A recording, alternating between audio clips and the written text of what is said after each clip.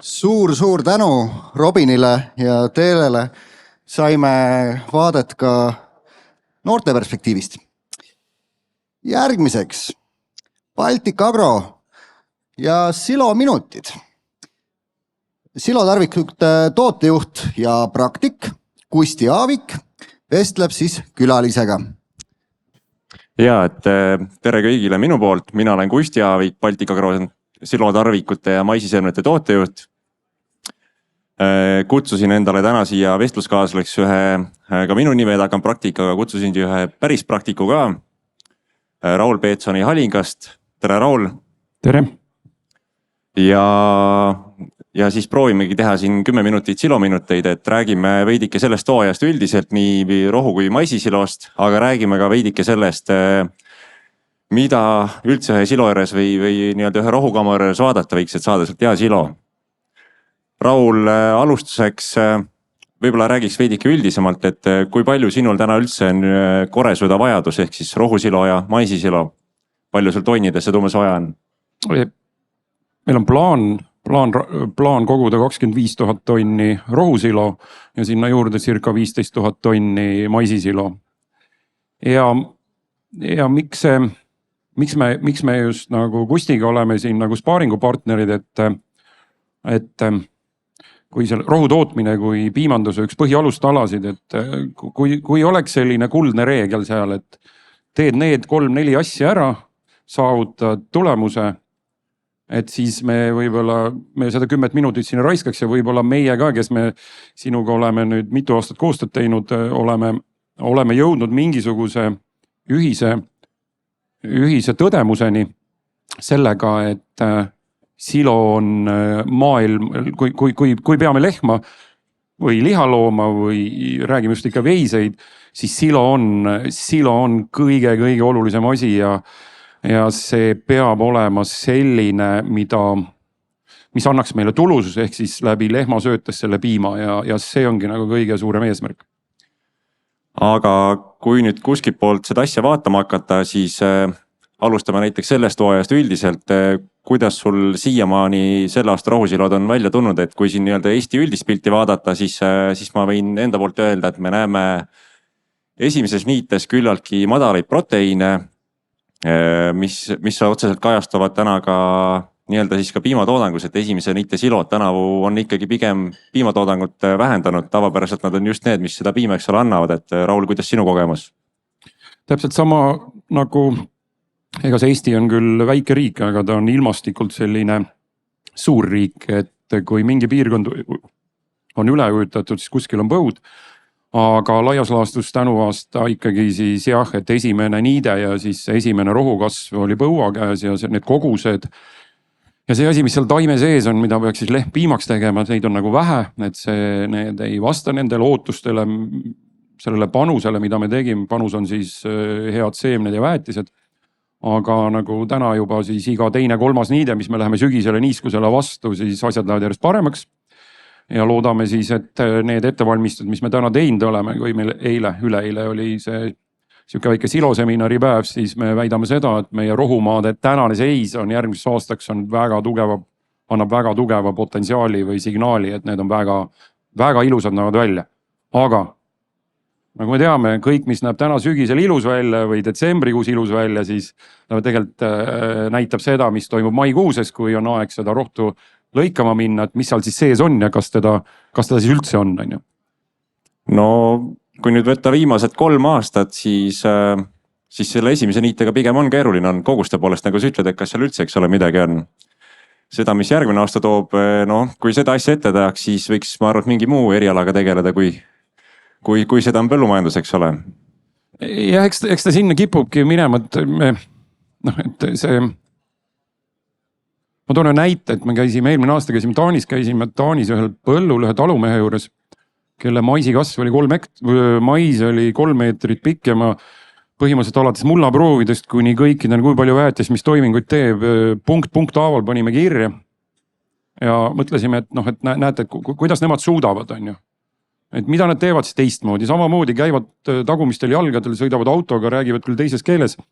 Maa on võib-olla tiba parem, aga nüüd täna näiteks augustikuus käisin täpselt sama talumehe juures, sama põllu peal ja sama mais, mis tal on aastad olnud 3 meetrit, ulatus minul põlvini, mis tähendab seda, et sa teed kõik asjad õigesti, sa teed kõik asjad täpselt nagu aabitsa järgi, aga kuskil on veel keegi, kes otsustab, et see aasta sinu tegevused ja panused on 0, on ju, või noh, et seda ei ole piisavalt. Ja alati, mis teine asi, et siis alati, kui see on see tagasilöögi koht, et jälle, et kui nagu on suur sõjaplaan, nagu sõjaväelased ütlevad, kõige olulisem sõjaplaan ja võidab see, kes kõige kiiremini tuleb selle plaani juurde tagasi, et alati need tagasilööki on ja tagasilöögid tuleb võtta paratamatuna. Aga kui nüüd rääkida veidike sellest, mida sina põllumehena muuta saad, et ilma ilmselgelt muuta ei saa, mõjutada ei saa, aastat me ei muuda, eks ole. Aga täna mainisid ka siin, eks ole, seda nii-öelda pisikest põllujalutust, mis meil sinu juures ka oli. Mida sina täna näed, kuhu poole peaks, too siis enda näitel kas või kuhu poole sina täna liigud enda rohumaadega, et olla siis nendele muutustele nii-öelda vastupidavam? Jah, võib-olla piimanduses või siis selles piimalehma pidamises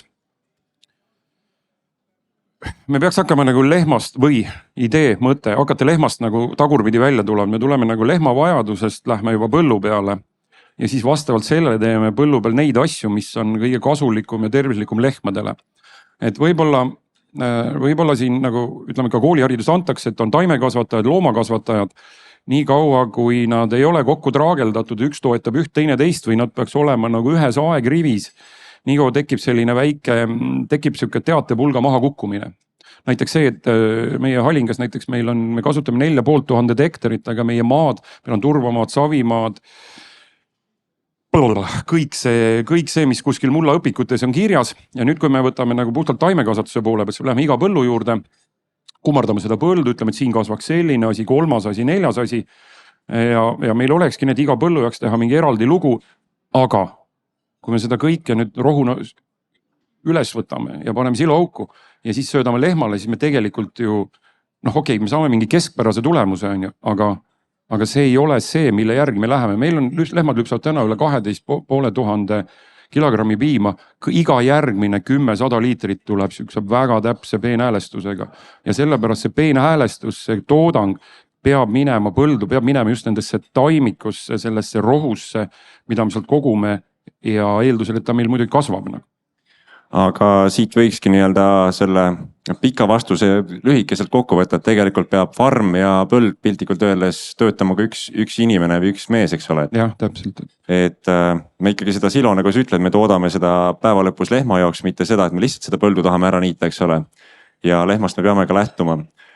Aga kui me nüüd lehmast lähtume ühe silo juures, mis siis on see $1 miljoni küsimus, eks ole, et mis on see kõige tähtsam asi siis ühe silo juures lehma jaoks?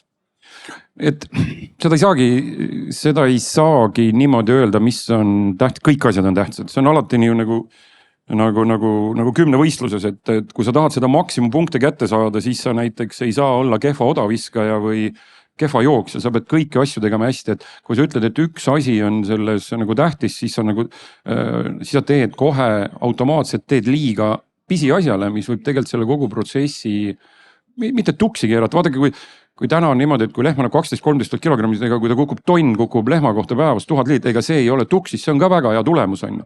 Aga jälle, kui sa tahad ikkagi maailmameistrivõistlustel või olümpiamängudel tahad 10 võistlusel pedestaalile tulla, siis igalt alalt tuleb võtta maksimumpunktid, on ju, ja ei saa öelda seda, et mingisugune ala on nagu vähem hinnatud või ei saa hakkama. Väga poliitiliselt korrektse vastuse tegid praegu siin, et see ei ole seotud olümpiakomitee selle presidendi valimisega üldse. Aga tuleme ikkagi meie teema juurde tagasi, eks ole, et olümpiakomitee juures tagasi. Mis ma tegelikult tahtsin sinu käest teada saada, on see, et kuivõrd sina täna jälgid silode juures näiteks kiudu ja selle nii-öelda olemasolu seal siis, eks ole, et head seeduvat kiudu teadupärast võiks seal olla nagu piisavalt. Ja, et võib-olla ma ei ole hea taimekasvataja ja ma ei ole hea loomakasvataja. Aga kus ma hea olen selle kahe kokku traageldamises, et oma juhi positsioonilt on see, et ma näen seda, et just, et mis on loomakasvatusele lehmale hea, et see peab otse linkima sinna, see tuleb nagu taimekasvatusse. Ja kui me räägime kiudest asjadest, siis me peame täna, et tegelikult meil on 2 valikut või 3 valikut või 4 valikut, et kui me täna leiame mingisuguse kultuuri, nagu me sinuga, kui me kevadel seal meil kontoris istusime briefingus, kus ma ei olnud nõus, ma kuidagi, kui see vaidlus oli sellega, et just, et loomasöömus on kõige olulisem. Et see, mida loom sööb, see, mida näitajad ütlevad, kõik näitajad ütlevad, et loom sööb sellist, loom sööb kõrrelist, ta ei soovi seda lutserni. Siis sa teedki kompromissi sellest, et teie poolt nagu nendele andmetele, mis teil on olemas, teil on kogu Euroopa nagu selline teadus on võtta ja meie peame selle nõelt, ehk siis loomakasvatajana, ehk siis selle loomakasvatuse taimekasvatajana, me peame tegema selle kompromissi, et me paneme just seda seemet, just seda seemnesegu, arvestades nii lehma, kui arvestades ka seda põllumajanduse või põllu eripära, nagu me käisime, et meil on, kui me siin oleme vaielnud selle üle aastaid, et kui sa lähed näiteks Taani lähed ja sõidad Taanil vahetult peale silotegu, vaatad seda niidet, et siis see on nagu sihuke hea nagu kodumuru on ju. Aga kui me läheme vaatame meie oma, siis on nagu need, me oleme väets või peale teravilja külvad, me näeme neid jutte, neid külvijutte ja me näeme seal vahel tühimikku. Nagu tühimikku näeme, sinna tuleb umbrohi sisse. Umbrohi, ma kalgisin, umbrohi on alati, me toome jälle sinna vaibale mingisuguse venna, kes sööb meie väetist on ju ja lehmale ta ei mõju. Eks meil on seal, eks ole, arenenud, et me püüamegi täna, eks ole, seda golfimuru piltlikult öeldes sinna põllu peale saada, mitte küll pikkuse poolest golfimuru, aga tiheduse poolest, eks ole. Aga Rauli jutt siin kohati kõlab nagu me oleks vana abielupaar, kes on aastaid tülitsenud ja ärge seda päris niimoodi võtke, eks ole. Et me ikkagi tegelikult arutleme neid asju, eks ole. Aga meie see aeg on täna üürikene, Raul, räägime natuke, võib-olla panin siia taustaks ka ühe maisi. Kuidas Alingas maisisiloga see aasta? Maisisiloga on tänu vasta väga hästi. Ma arvan seda, et me nagu ühtepidi ütled, et nagu ega see aasta oli kõik nagu teised on ju, aga ikkagi jälle, kui sa vaatad seda, kuidas me maisikasvatusega alustame, siis me täna oleme ikkagi palju paremad professionaalid, me oskame maisi nagu, me oskame sorte valida paremini, kuulates oma partnereid, me ostame seda maisi, me oskame seda paremini, me eelkultuure oskame paremini valida.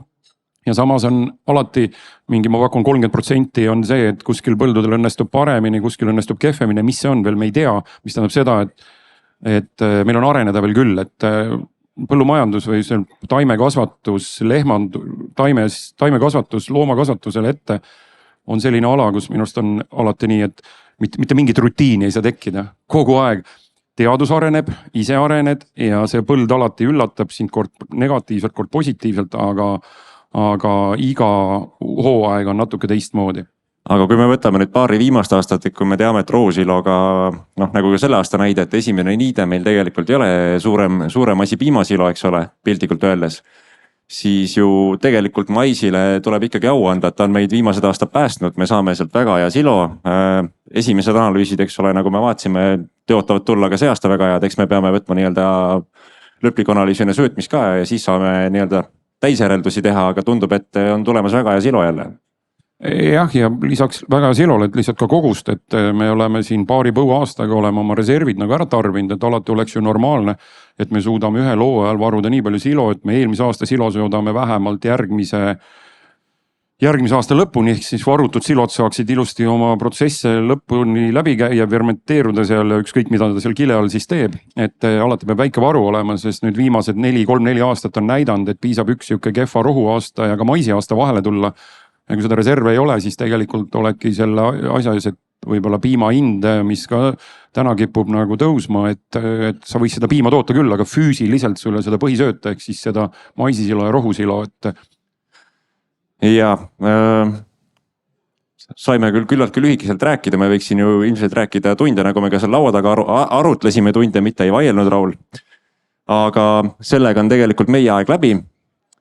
Panin siia enda kontaktid, et Rauli telefoninumbrit hakanud panema, aga tegelikult kui te siin messi või ringi käite, võtke Rauli nööbis kinni, küll ta seda jagab, kui ta tahab, eks ole. Jah, ega asi pole numbri jagamise asi, mis on huvitav, et kui me võtame muud tööstusarvud, kus me oleme siis mingi piimatööstused kui sellised, aga samas see põllumajandusseltskond siin silo teeb, et me ei ole ju omavahel keegi konkurendid, et kui kellelgi läheb hästi, siis see on meie ühine rõõm, et me ei pea ja ka meie ei varja oma, kui meil midagi õnnestub, siis ütleme, et meil õnnestus tänu sellele, et me tegime nii ja naa.